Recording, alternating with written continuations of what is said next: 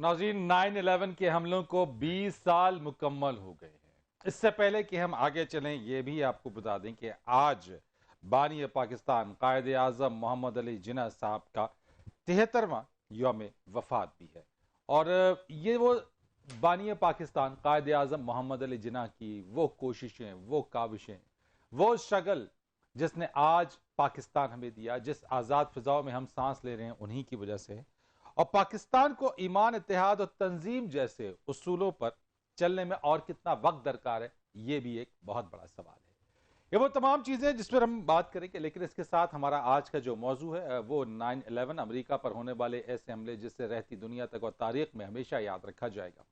ये 9/11 का जो हमला हुआ, जिसके अंदर तकरीबन 19 हाईजैकर्स के अलावा तकरीबन 3,000 अफराद जो है लुक़मा अजल बने। उसके बाद अमेरिका ने अफगानिस्तान के ऊपर जिस तरीके से जंग मुसल्लत, 20 साल गुजर जाने के बाद 31 अगस्त को, यानी 15 अगस्त को तो तालिबान ने काबुल पर दोबारा अपना कंट्रोल हासिल किया, लेकिन 31 अगस्त को 2021 को अमरीकी अफवाज अफगानिस्तान से निकल गई।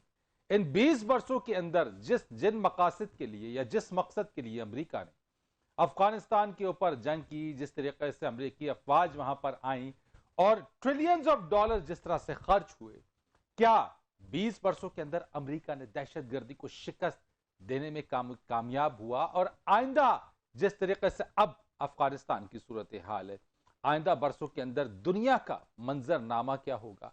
बिल्डिंग ब्लॉक जो नए ताल्लुकात है, रिलेशन है ममालिक के दरमियान, वो किस तरह से होंगे? और आज की एक बहुत अहम जो खबर है वो ये भी है कि चीन, ईरान, रूस, ताजिकिस्तान के जो ISI चीफ्स हैं, उनकी इस्लामाबाद में बैठक हुई है और DG ISI general Faiz Hamid की मेजबानी में यह मुलाकात हुई है। पाकिस्तान मरकज निगाह बन गया है और जिस तरीके से हम देख रहे हैं कि मुख्तलिफ ममालिक के वज़राए खारजा पाकिस्तान का रुख कर रहे हैं, वो भी एक अहम है। और आइंदा आने वाले दिनों में अमरीका, पाकिस्तान, अफगानिस्तान, ये तमाम जितने भी ममालिक हैं और जो स्टेक होल्डर्स हैं, उनका आपस में किस तरह का ताल्लुक रहेगा और दुनिया आगे किस तरीके से हमें नजर आएगी, इन सारी चीज़ों के ऊपर बात करेंगे कि 9/11 के बाद जिस तरह से मंजरनामा तब्दील हुआ, 20 बरस इस जंग के मुकम्मल हुए और अमरीकी अफवाज का इनखला, इन सब पर बात होगी। मेरे साथ अमरीका से मुझे ज्वाइन करेंगे रिपब्लिकन रहनुमा है साजिद तारड़ साहब। बहुत शुक्रिया सर आपका कि आप मेरे साथ प्रोग्राम में मौजूद हैं।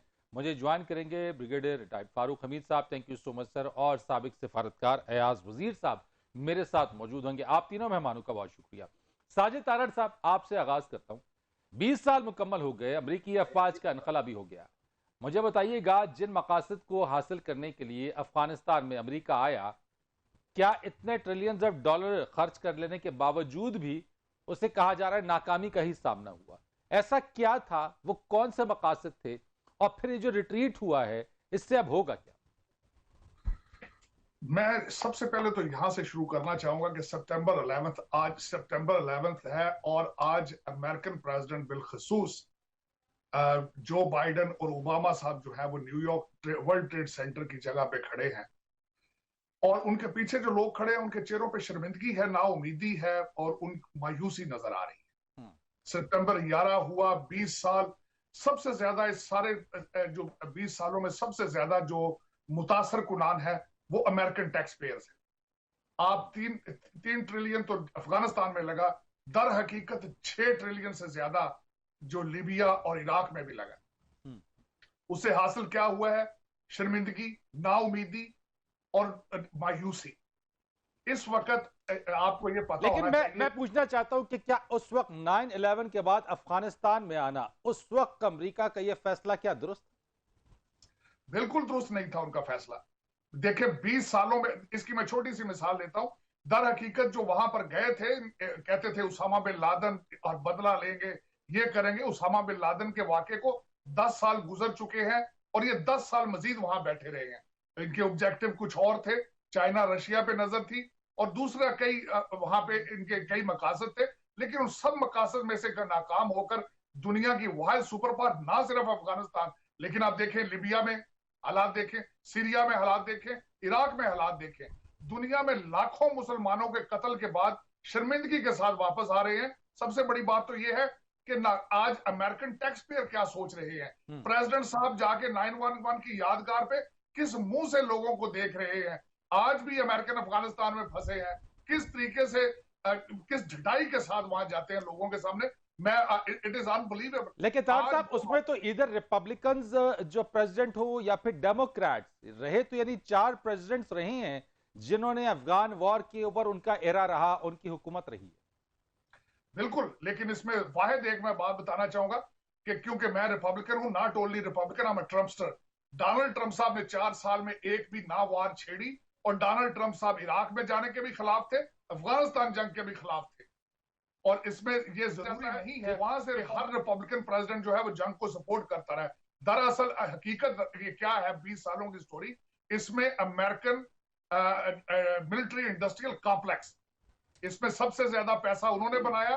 वहां से पैसा आता है जो मिलिट्री कॉन्ट्रैक्टर्स, वहां से लॉबियस्ट के पास जाता है, वहां से रिपब्लिकन और कांग्रेसमैनों की कैंपेन्स चलती हैं, और इस तरीके से ये सारा सिस्टम निजाम चल रहा है। लेकिन अफसोस की बात यह है कि इसको चैलेंज करने वाला कोई नहीं है, अकाउंटेबिलिटी कोई नहीं है। इराक के अंदर वेपन्स ऑफ मास डिस्ट्रक्शन नहीं मिले, लेकिन उस पर अकाउंटेबिलिटी कोई नहीं। राइट, आपने कहा अकाउंटेबिलिटी कोई नहीं है, ये एक बड़ा इंपॉर्टेंट पॉइंट है। एयाज वजीर साहब, इन 20 वर्षों को आप किस तरह से देख रहे हैं? यानी जब अमेरिका आया, तालिबान की हुकूमत थी, वो खत्म हुई, और आज 20 साल बाद एक बार फिर तालिबान की हुकूमत है। ये सफर को, 20 साल के सफर को आप कैसे देखते हैं? देखिए, 20 सालों में कितनी इंसानी जानों का नुकसान हो गया, कितनी ह्यूमन राइट वायलेशन हो गई, कितना पैसा फजूल मकसद पे लग गया। अगर ये चीजें सब जंग ना होती, कोई पॉजिटिव तरीके से डील करते, ये पैसा सही मानों में अफगानिस्तान और दूसरे ममालिक जो मेरे दोस्त अमेरिका ने बता दिए, तो उनकी किस्मत कहाँ से कहाँ पहुंच चुकी होती। लेकिन अहदाफ मुख्तलिफ थे। अब सारी चीज़ें टेलीविजन में कहना न मुनासिब है और ना कही जा सकती है, लेकिन ये एक गलत जंग थी। अमेरिका बकौल शख्स बदमस्त हाथी की तरह सोल सुपर पावर होने की वजह से हर जगह अपनी मर्जी ठोंसता था। वरना अफगानिस्तान में देख ले तो 9/11 में तो एक अफगानी भी इन्वॉल्व नहीं था। बहाना ये किया कि ये उसामा बिन लादेन को पनाह दिए हुए है और ये मंसूबा उसामा बिन लादेन ने बनाया था। तो वो तो सऊदी नेशनल था और उस 9/11 में शरीक भी सऊदी नहीं, तो फिर मकासद क्या थे एयाज वजीर साहब? अगर 9/11 का हमला हुआ और उसके बाद अफगानिस्तान अमेरिका आया, तो उसका असल मकसद था क्या? अलकायदा को शिकस्त देना, दहशतगर्दी को खत्म करना, वो तमाम चीजें, या खत्ते में अमन कायम करना, मकसद क्या था? देखिए, ओबामा वार्स एक किताब लिखी है बॉब वुडवर्ड ने, मेरे अभी सामने पड़ी है इत्तेफाकन।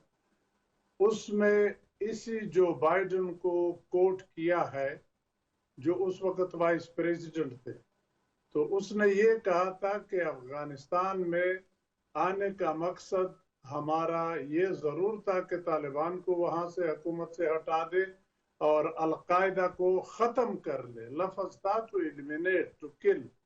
और उसके अलावा पाकिस्तान के न्यूक्लियर एसेट्स पे नजर रखे और बाकी भी इस रीजन में जो हमारे स्ट्रेटेजिक इंटरेस्ट है उनको भी लुक आफ्टर कर ले। तो अहदाफ तो जो पहले दो थे वो तो कब के उन्होंने खुद ऐलान कर लिया 3-4 महीने वहां गुजारने के बाद कि हमने तालिबान को हटा दिया हुकूमत से। और अलकायदा, आप पुरानी रिकॉर्ड निकाले, उनका क्लेम था कि अलकायदा को हमने खत्म कर लिया। तो अगर खत्म कर लिया तो फिर आज अलकायदा का रोना वो क्यों रो रहे हैं कि अफगानिस्तान में अलकायदा के लोग। ठीक है, बिल्कुल। आपने ये जो बात की, ये जो पॉइंट्स आपने बताए हैं, ब्रिगेडियर साहब, मैं आपसे पूछना चाहता हूं जरा, जिस तरह से एयाज वजीर साहब ने कहा है कि एक तो नजर रखनी थी हमारे न्यूक्लियर एसेट्स के ऊपर, बाकी चीजें डू मोर भी हमसे किया जाता रहा। आज इस्लामाबाद की एक बड़ी पेशरफ जिसमें चीन, ईरान, रूस और ताजिकिस्तान के जो इंटेलिजेंस चीफ्स हैं उनकी मुलाकात हुई है, DGISI ने मेजबानी की है। इस चीज को आप किस तरह से देखते हैं? इस सफर को आप कैसे देखते हैं कि पहले डू मोर था लेकिन आज तमाम निगाहें हम पे मरकूज हैं? जी, बिस्मिल्लाह रहमान, बहुत शुक्रिया। पहले तो मैं आपके सवाल के जवाब से पहले मैं सिर्फ ये पॉइंट आउट करना चाहता हूँ, जो हमारे भाई साजिद तारक साहब ने बात की है 9/11 के बारे में, शायद वो अब इस पे जिक्र करेंगे या नहीं, कि वो एक रिपब्लिकन प्रेसिडेंट थे जॉर्ज बुश ने, और उनके नियो कॉन्स भी उनके साथ मिले हुए थे, और ये 9/11 के जो सारा मामला हुआ था, ये अभी भी बड़े सख्त शकूक व शुबहात हैं नॉट पूरी दुनिया में और खासकर अमेरिका के अंदर, कि ये गालिबन वो चीज़ नहीं थी, जो नैरेटिव नहीं था जो कि दुनिया को बताया गया था। और इसमें ये एक डिलिबरेट अटेम्प्ट थी कि जिस तरह वर्ल्ड वॉर 2 में पर्ल हार्बर हुआ था, पे हमला किया था जापानीज सुसाइड बॉम्बर्स ने, तो लिहाजा इसका इसी तरह के एक ऑपरेशन स्टेज करके एक जवाब क्रिएट किया जाए, पैदा किया जाए, कि फिर अफगानिस्तान में उन्होंने तालिबान गवर्नमेंट के खिलाफ ये जो बड़ी भरपूर वॉर ऑन टेरर का जो है आगाज किया। यही तारड़ साहब यही तो बात कर रहे हैं कि अकाउंटेबल कोई नहीं है, कोई अकाउंटेबिलिटी नहीं है, पूछने वाला कोई नहीं है कि अगर ऐसा हुआ तो क्यों हुआ। बड़े सख्त शकूक को आता है कि जनाब वो पेंटागन में जहाज आके हिट करता है, और it is only 10 minutes of road time drive from Pentagon to the White House, तो कहाँ था यूनाइटेड स्टेट्स एयरफोर्स, कहाँ था United States air defence command, how did they allow, क्यों नहीं इंटरसेप्ट किया जहाज को। तो लेकिन उसी तरह वो जो ट्विन टावर्स हैं वो जब गिरी और जो साथ वाले टावर्स गिरे हैं, वो तो ऐसा लगता था कंट्रोल डेमोलिशन है, जिस तरह कि सब प्लान्ड ऑपरेशन था, ये जहाजों का अंदर आना और ये तमाम चीजें। बहरहाल इसमें पूरी बहस हो सकती है, इसमें बड़ी शकूक की शुबात है। अब मैं आपके सवाल पे आ रहा हूँ, वो ये देखें, ये पाकिस्तान इस वक्त इट बिकम अ पिवट पूरी इंटरनेशनल कम्युनिटी के लिए। इंटरनेशनल जो सिक्योरिटी एजेंसीज हैं तमाम बड़ी ममालिक की, अफगानिस्तान के अंदर जो सिक्योरिटी के मामलात हैं, जो बड़े ममालिक को खासकर रूस, चीन, central Asian Republic, Iran, Turkey वगैरह जो हम सारे नेबर्स हैं, उनके जो सिक्योरिटी कंसर्न था, क्या हिकमत हमले होनी चाहिए कि ये बाकियात जो हैं NDS की, रॉ सपोर्टेड तरीके तालिबान पाकिस्तान, दाइश और ये कोई और एंटी चाइना को मूवमेंट वहां पे है, जिसपे चाइना ने फिर दोबारा अपने कंसर्न का इजहार किया है। तो ये मेरा ख्याल है वहां पे एक कलेक्टिव हिकमत अमली बनाना, एक कोऑर्डिनेटेड स्ट्रैटेजी बनाना सिक्योरिटी के हवाले से, कि ये मामला को कैसे कंट्रोल किया जाए, कैसे अफगानिस्तान की गवर्नमेंट की मदद की जाए, और फिर इसमें जारी बात है वो रिकग्निशन, वो तमाम चीजें जो हैं, वो चीजें भी आई एम श्योर, क्योंकि DJISI ने जब अफगानिस्तान गए कोई सीक्रेट विजिट नहीं थी, पब्लिक या पूरी दुनिया ने उनको देखा, और डायरेक्टर इससे पहले डायरेक्टर CIA, बिल्कुल डायरेक्टर CIA भी यहाँ पर आ चुके, डायरेक्टर CIA आए हैं, उसके बाद डायरेक्टर इनके हेड ऑफ MI6 जो है ब्रिटिश इंटेलिजेंस, वो आए हैं। तो मेरा ख्याल है दुनिया के तमाम एलीट इंटेलिजेंस एजेंसी के हेड इस वक्त इस्लामाबाद आ चुके हैं, और जो अभी बैठे हुए आज यहाँ पे। सो पाकिस्तान की पोजीशन नहायत सेंट्रिक है, नहायत पिवटल है, चाहे पॉलिटिकल हो, डिप्लोमेटिक हो या सिक्योरिटी रिलेटेड हो। इस वक्त पाकिस्तान इज फुली मैं समझता हूँ। लेकिन ब्रिगेड साहब सवाल वही है कि 20 साल 9/11 के बाद, इतने ट्रिलियंस ऑफ डॉलर्स खर्च हो जाने के बाद, पाकिस्तान खुद भी एलाय रहा वॉर अगेंस्ट टेरर के अंदर, इसमें मिला क्या, यानी रिजल्टेंट क्या आया इसके अंदर? इसमें मिला बहुत कुछ जी, अपना अमेरिकन को तो बहुत कुछ मिला। वो 20 साल वो अफगानिस्तान के मिनरल रिजर्व जो हैं उन पे वो काबिज रहे, और जाहिर बात है जिस तरह बाकी गेस्ट ने कहा, चीन, रूस, उनको कंटेन करना, उनकी प्रेजेंस को, इंडियंस को प्रेजेंस देना अफगानिस्तान में, और फिर ये तमाम पाकिस्तान का न्यूक्लियर प्रोग्राम, ये तो बड़े बहुत लोग बहुत कुछ लिख चुके हैं कि अफगानिस्तान में खास एक फोर्स होते रखी गई थी जिनकी नजर थी कि पाकिस्तान के न्यूक्लियर प्रोग्राम पे एंड ऑफ कोर्स प्रायोरिटी हो, लेकिन उन्होंने टोटली लूज किया 100%। तालिबान को निकाला, और जब गए तो तालिबान को उन्होंने दोबारा इंस्टॉल कर दिया अफगानिस्तान में, वो वापस आ गए। लेकिन नुकसान सिर्फ पाकिस्तान का हुआ। 70,000 से लोग हमारे पाकिस्तानी शहीद हुए, 8-9 हजार हमारे आर्मी अफसर, जवान, इंटेलिजेंस, पुलिस, रेंजर्स और सिक्योरिटी इदारे जो हैं उनके अहलकार जो हैं वो शहीद हुए। और अभी भी आप देखें तहरीक तालिबान मौजूद है, ये अभी इन्होंने बोगी खड़ी कर दिया अलकायदा की। मैं आपको एक बात बता दूं, आप चेयरमैन नैब अपने जस्टिस जावेद इकबाल की, आज भी मुझे वो वीडियो क्लिप याद है, मीडिया को इंटरव्यू जब दे रहे थे, किसी ने सवाल पूछ लिया कि अपना जस्टिस साहब फिर ये बताएं कि उसामा बिन लादेन जो है वो वहां पे था या नहीं, मई 2011 को यूएस ऑपरेशन में। ठीक। तो उन्होंने हंस के जवाब दिया कि अगर मैं आपको ये बता दूं कि वो वहां पे था या नहीं, तो फिर इतनी बड़े कमीशन की रिपोर्ट की जरूरत क्या पड़ेगी। राइट सर, My point मैंने is एक this, ब्रेक लेना है सर, एक ब्रेक में ले लेता हूं, ब्रेक के बाद आते हैं तो इस पर मजीद बात करेंगे, हमारे साथ रहिए।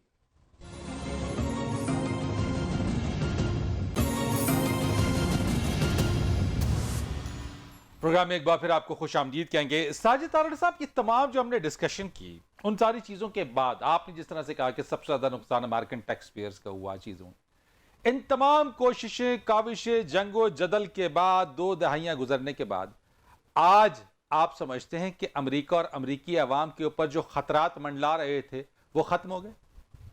बिल्कुल नहीं। जिन हालात में आज तालिबान, अफगानिस्तान और पाकिस्तान जहां है, बिल्कुल खतरात अमेरिका के लिए मौजूद हैं। मैं यहां पे ये बताना चाहूंगा कि आज भी 20 साल पहले भी क्या हो रहा था और आज भी क्या हो रहा है, बात सिर्फ डॉलर की है। आप ये देखें, चाहे वो अमेरिकन डिफेंस कॉन्ट्रैक्टर बनाए और चाहे पाकिस्तानी बनाए, चाहे तालिबान बनाए, बॉटम लाइन डॉलर की है। आप ये देखें कि पाकिस्तान और अफगानिस्तान के कल्चर में एक सख्त चीज जो मुश्तरका है वो करप्शन है। आप देखें वहां पे कारजाई फैमिली ने क्या किया, वहां पे गनी फैमिली ने क्या किया, पाकिस्तान की कितनी फैमिलियां बनी हैं जब से अफगानिस्तान का केस खुला है, 20 साल से नहीं बल्कि जब से रशिया वहां पे आया। ये दोनों ममालिक के अंदर इस वक्त जो डॉलरों की बारिशें अमेरिका से बंद होंगी, आपको पता बोलियां लग रही हैं, वहां पे बिडिंग हो रही है। वहां से चाइना की बिड आ चुकी है $3 बिलियन की। और उसके पीछे इस वक्त देखें अमेरिका क्या कर रहा है। जनरल मैकेंजी, जिस दिन हमारे 30 अगस्त वाले दिन जनरल मैकेंजी ने शुक्रिया अदा किया तालिबान का। अच्छा। और लफ्ज 2 इस्तेमाल आज हो रहे हैं यहाँ पे कि जब अगले दिन हमारी फ्लाइट आई तो वो कहते बिजनेस लाइक, तालिबान को कहा जा रहा है देयर बिजनेस लाइक उनकी ट्रीटमेंट थी।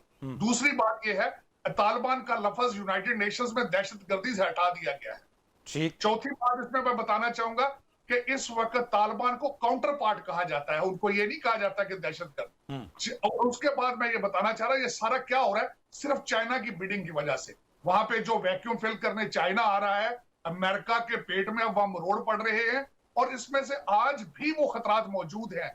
यहाँ पे मसला सिर्फ ये है कि इस वक्त व्हाइट हाउस और पेंटागन 2 मुख्तलिफ पेजेस पे है।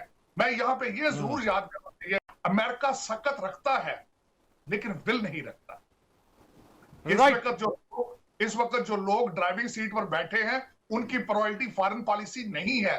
इस वक्त जो अमेरिका में हो रहा है इसको थर्ड टर्म ऑफ ओबामा कहा जाता है, और ओबामा की फॉरेन पॉलिसी को पुतिन साहब ने और चाइना ने पिछले 8 साल में टेस्ट कर लिया था जब उनका दौर था। इन्हें पता था कि he is not a fighter. South China Sea में चले गए, क्रीमिया में चले गए, यूक्रेन में चले गए, सीरिया में जाके नेवल बेस बना ली, और फिर इसी तरह आप लोगों ने अमेरिका को मजाक बना रखा है। लेकिन दर हकीकत अमेरिका आज भी सकत रखता है लेकिन विल नहीं रखता। जो बाइडेन साहब का एजेंडा सोशलिज्म है, फॉरेन पॉलिसी नहीं है। राइट। अयाज वजीर साहब, जिस तरह से साजिद तारड़ साहब ने कहा कि आज भी अमेरिकी अवाम के ऊपर खतरात मंडला रहे हैं, खतरा टला नहीं है। अब अगर वो जो खिला है वो चीन अगर पुर करने के लिए आ रहा है तो खित्ते को फिर आप किस तरह से देखते हैं? क्या चीन उस खिला को पुर कर ले? देखिए, चीन खला को पुर कर सकता है, इसमें कोई शक नहीं। चीन बहुत बड़ी ताकत तब हो गया है और बहुत जल्द ही मेरा ख्याल है वो अमेरिका का हम पल्ला या उससे भी आगे हो जाएगा। अनदर 8-10 साल की बात है। तो चीन तो कर लेगा, लेकिन चीन को अमेरिका, अफगानिस्तान इतनी आसानी से हैंड ओवर करेगा? जाहिरन तो ऐसा लगता है कि शायद वो शिकस्त वाली बात के चले गए, बस शिकस्त का गया। लेकिन I agree with my friend from America कि अमेरिका अभी सुपर पावर है। सुपर पावर इतनी जल्दी मरते नहीं है, उनमें दम खम खासे देर तक होता है, दुनिया के मामलात पे असरअंदाज होते हैं। तो वो कोई दाव, कोई चाल जरूर चलेगा कि चीन के लिए, रूस के लिए यहाँ मुश्किलात पैदा करे। वो नहीं चाहता कि इस रीजन में चीन उसकी जगह ले ले। इसलिए तो हिंदुस्तान के साथ अमेरिका ने इतनी दोस्ती बढ़ाई, इतने स्ट्रेटेजिक एग्रीमेंट्स उनके साथ कर लिए। वो चाहते हैं कि चीन को कंटेन कर ले, लेकिन दूसरी तरफ ये गलती कर बैठे या कसदन किया है शायद, हमें नहीं पता कि आइंदा उनके प्लान क्या है। एक अमेरिका में बड़ी अच्छी बात उनके अपने मकसद के लिए, इंटरेस्ट के लिए ये है कि वो बहुत दूर की सोचते हैं। तो हमें तो ज़ाहिर नजर आता है कि इतनी बड़ी ताकत दुम दबा के भाग गया वहां से। तो लेकिन आइंदा आने वाले 5-10 सालों के बाद क्या होगा, 20 सालों के बाद क्या होगा, वो असली हदफ होगा। तो वो नहीं चाहेगा कि चीन को अफगानिस्तान भी हवाले हो जाए। एक तो मिनरल रिसोर्सेज वहां पे बहुत ज्यादा है, दूसरा इस रीजन का अगर चीन मालिक हो जाए, सी पैक कामयाब हो जाए, गवादर से लेके चीन तक, फिर ये सारी दुनिया चीन क्या बिल्ट एंड रोड से सारा कनेक्ट कर ले। बिल्कुल एग्जैक्टली। तो फिर अमेरिका की वो दहशत या अमेरिका की वो जो सुपर पावर वाली एक हवा थी, उससे तो अफगानिस्तान के जंग ने वैसे भी हवा उसकी निकल गई। जो उसकी एक दहशत थी दूसरे मुल्कों के अंदर के अमेरिका नाराज हो जाएगा, वो पोजीशन उसकी कमजोर हो चुकी है ऑलरेडी। अब थोड़ी देर मेरा ख्याल है वो सब्र कर लेंगे कि उससे संभले। अंदरून खाना जो उनके ऊपर प्रेशर है, पॉलिटिकल बहुत बड़ी प्रेशर है गवर्नमेंट के ऊपर। राइट साहब, मैं ब्रिगेडियर फारूक हमीद साहब से ठीक, मैं ब्रिगेडियर फारूक हमीद साहब से इसी चीज को आगे जरा बढ़ा लेता हूं। ब्रिगेडियर साहब भी मुझे बताइएगा, जिस तरीके से अयाज साहब ने कहा कि अमेरिका ने इसी वजह से जो है भारत के साथ बहुत ज्यादा दोस्ती, रवाबित, स्ट्रेटेजिक पार्टनरशिप, अब इस सिचुएशन के अंदर भारत का रोल जो है बिल्कुल नेगेट हो गया है, बिल्कुल ही मिनिमाइज हो गया। इससे पहले भी जब DGISI काबुल गए तब भी बड़ा रोना पीटना वहां पे हुआ। आज की जो मुलाकात हुई है उसमें भी बड़ा शोर शराबा हो रहा है। तो ये दीवाने की बेगाने की शादी में अब्दुल्ला दीवाने वाली मसदाक जो है, भारत को तकलीफ इतनी क्यों है?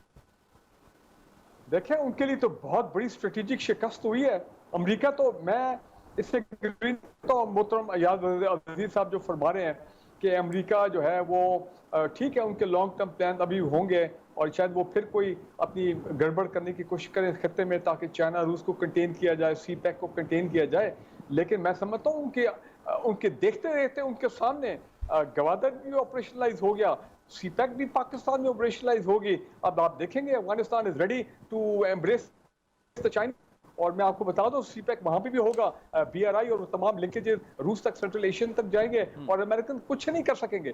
और ये याद रखें कि चाइना सब पहला मुल्क है जिसने पहला कैश जो है ना इंजेक्शन किया अफगानिस्तान गवर्नमेंट के लिए, एड के लिए। लेकिन अमेरिकन रोल क्या रहेगा सर, मुख्तसर बता दीजिएगा। इसके बाद अमेरिकन रोल क्या रहेगा? चूंकि 9/11 के बाद जो हम बात करें, अगर हम उसको देखें पोस्ट 9/11, तो अब अमेरिका का रोल क्या रहेगा? अब अमेरिका का रोल ये होगा कि जो उन्होंने एक शिकस्त तो खा ली, लेकिन वो टोटली 100% अफगानिस्तान को चीन और रूस के हाल पे या पाकिस्तान के हाल पे नहीं छोड़ेंगे।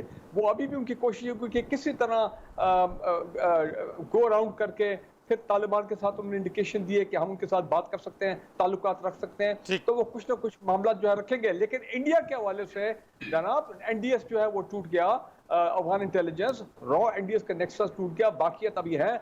TTP जो है वो अब देखते हैं कितनी उनकी बाकियात जो है वो कितनी जल्दी वो बिल्कुल एलिमिनेट होती हैं, दाइश कैसे एलिमिनेट होते हैं। तो लिहाजा ये जो ग्रेट गेम इंडिया और अमेरिका वहां पे खेल रहे थे, वो मेरा ख्याल अब वो खत्म हो गया। मैं एक प्रेडिक्शन भी करना चाहता हूँ, अगर सोवियत यूनियन बागराम एयरबेस का मालिक बन सकता है, अगर अमेरिका 20 साल बागराम एयरबेस का मालिक बन सकता है, मैं नहीं समझता हूँ कि चीन को कोई ताकत रोक सकती है कि जब वो आएंगे BRI और ये तमाम सी पैक के मामला में अफगानिस्तान के अंदर, तो वो बागराम एयरबेस से आप उनको इस्तेमाल करने से रोक सकेंगे। तो आप ये देख लें। हाँ राइट सर, मैंने एक ब्रेक लेनी है सर, एक ब्रेक लेनी है, ब्रेक के बाद आएंगे, इस पर मजीद बात करते हैं।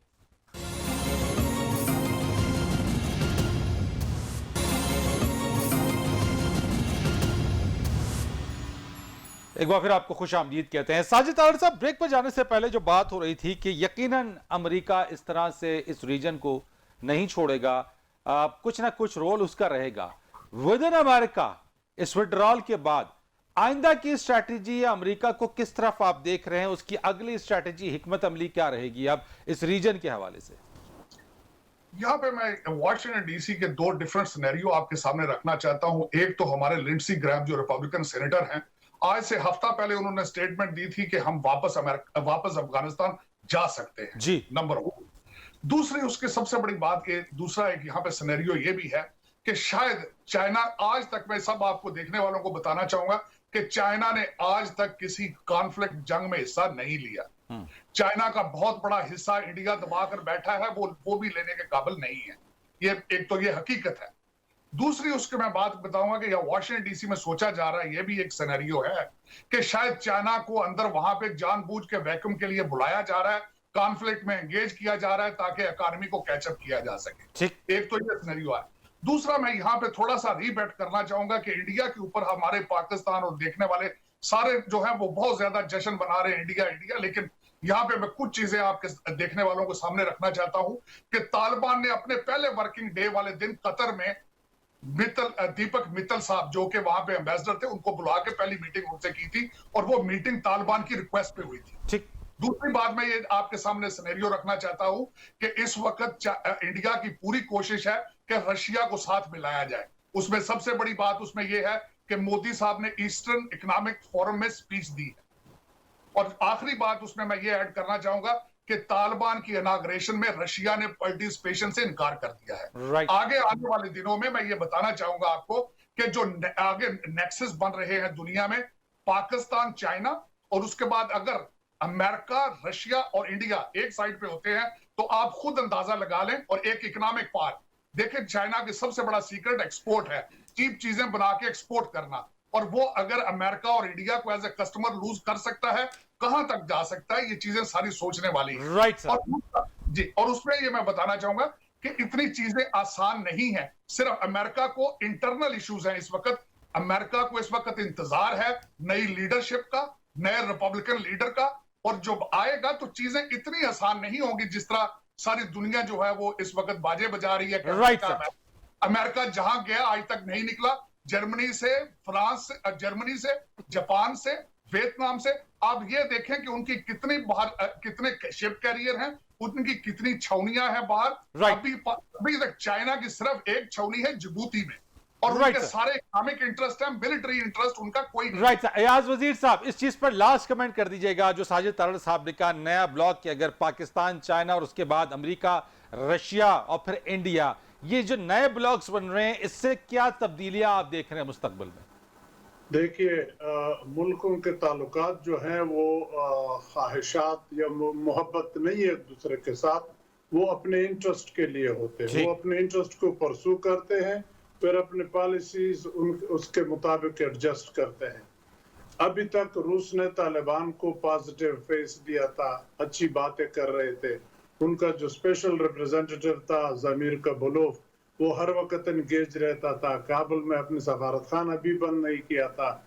लेकिन अभी जो इंडिकेशन वहां से आ रहे हैं, उनको शायद तालिबान के आइंदा जो उनका बिहेवियर होगा उससे थोड़ा सा डर लग गया। क्योंकि ख्याल ये था कि वो ऑल इंक्लूसिव हुकूमत बनाएंगे, जो हम सब पहले बात कर चुके हैं। लेकिन अब इन्होंने वो ऑल इंक्लूसिव तो नहीं कहा कि ये एक पूरी हुकूमत है, इसमें हम मजीद शामिल चेंजेस आ सकती है इसके। लेकिन उससे मेरी अपनी राय ये है कि ईरान को भी थोड़ा दचका लगा पंजशीर पे भी, और ये पूरी हुकूमत जो बनाई। सर, मैं ब्रिगेडियर फारूक हमीद साहब से लास्ट कमेंट ले लूं। सर, ब्रिगेडियर साहब, इतना अरसा यहाँ पे जंगो जदल रहा, आने वाले दिनों के अंदर आप समझते हैं कि अब पीस होगा, अमन इस्तेहकाम होगा, इकोनॉमिक रिवाइवल होगा? Very short answer sir. America एक डिफीटेड सुपर पावर है। For the second time Vietnam की डबेकल के बाद इराक से भी वो निकल गया, अफगानिस्तान से निकल गया। तो लिहाजा ये मत एक्सपेक्ट करें कि वो जनाब चंद हफ्तों में, चंद महीनों में फिर कोई बहाना बना के वापस आ जाएंगे। इतनी आसानी से ये मामला अब नहीं होते। और बिल्कुल आप देखेंगे कि रूस ने इनिशियल अगर एक दो को नेगेटिव रिएक्शन शो किए, लेकिन रूस ऑन बोर्ड है ये तमाम मामलात में। रूस ने भी गवादर तक पहुंचना है, रूस ने भी सीपैक का हिस्सा बनना है, रूस भी अफगानिस्तान के वो इकोनॉमिक कनेक्टिविटी का हिस्सा बनना चाहता है। तो लिहाजा चीन, रूस, Pakistan, Iran, Turkey, central Asian Republic, ये एक नया ब्लॉक इमर्ज राइट सर, बहुत शुक्रिया आपका ब्रिगेडियर फारूक हमीद साहब। Sir, thank you so much. Sajid Tarar साहब, आपका बहुत शुक्रिया। अयाज वजीर साहब, thank you so much. Farid Rees को इजाजत दीजिए। अल्लाह हाफिज।